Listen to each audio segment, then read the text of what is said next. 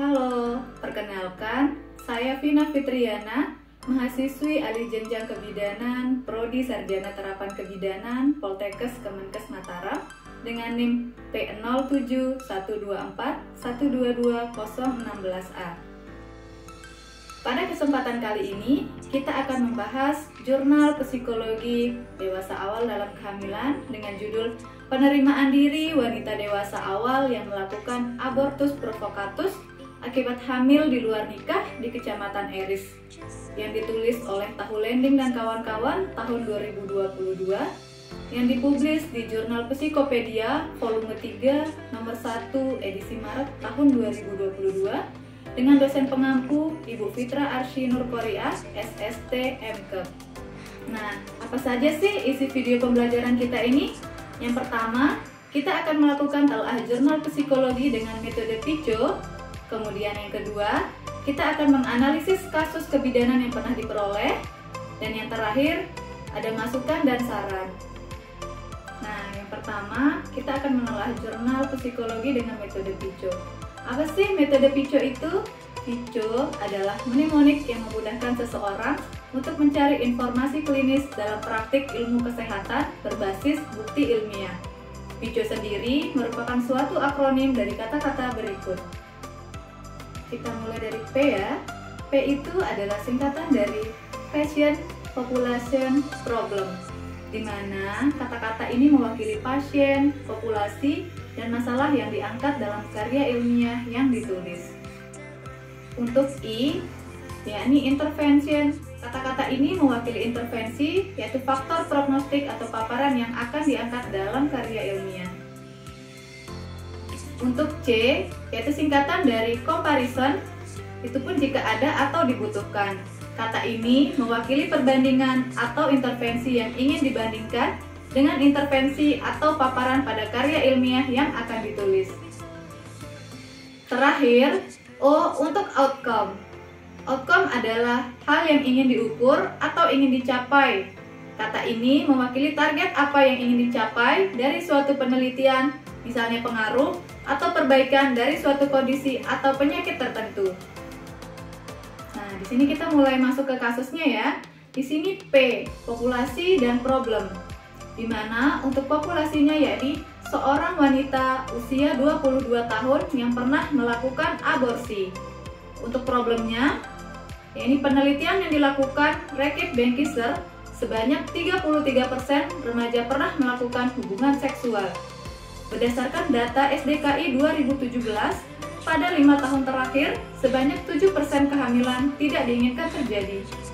Kemudian data BKKBN mencatat 20,3% kehamilan tidak diinginkan, sebesar 20,3% selama pandemi COVID-19.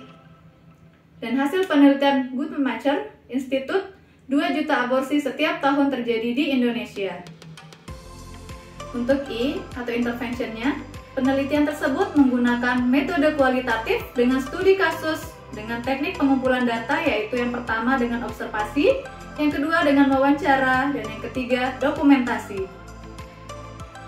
Untuk C atau comparison, berdasarkan penelitian Fauza Z tahun 2021 dengan judul Self-Acceptance pada remaja yang hamil di luar nikah, dengan sampel yang digunakan yakni 3 perempuan yang pernah mengalami kehamilan di usia remaja, dengan hasil perempuan yang pernah mengalami kehamilan di luar nikah memiliki penerimaan cukup baik setelah melewati tahapan penerimaan diri sesuai teori milik Garner, yakni penghindaran, keingintahuan, toleransi, mengizinkan atau membiarkan, dan persahabatan.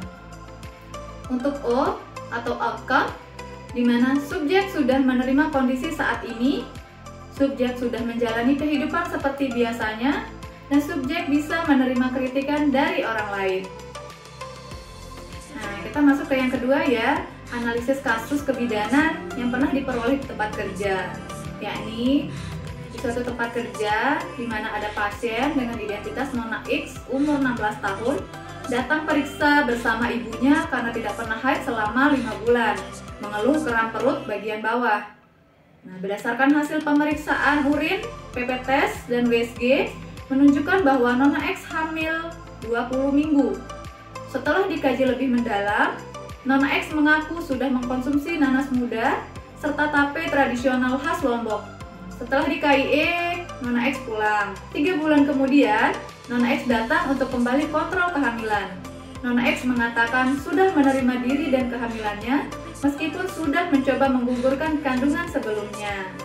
Nah, kasus ini sesuai dengan jurnal penelitian di mana subjek sudah menerima kondisinya saat ini, di mana subjek sudah menjalani kehidupan seperti biasanya dan bisa menerima kritikan orang lain. Terakhir, masukan dan saran. Sebagai tenaga kesehatan, kita bisa melakukan hal-hal untuk mencegah kehamilan tidak diinginkan, perilaku seks bebas, bahkan aborsi. Yang pertama, kita bisa melakukan konseling sebaya di PKPR atau Pelayanan Kesehatan Peduli Remaja.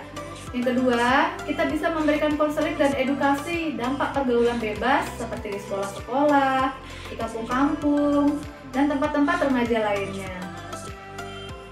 Nah, itu tadi penyampaian hasil dengan judul penerimaan diri wanita dewasa awal yang melakukan abortus provokatus akibat hamil di luar nikah di Kecamatan Eris. Semoga dapat bermanfaat. Terima kasih.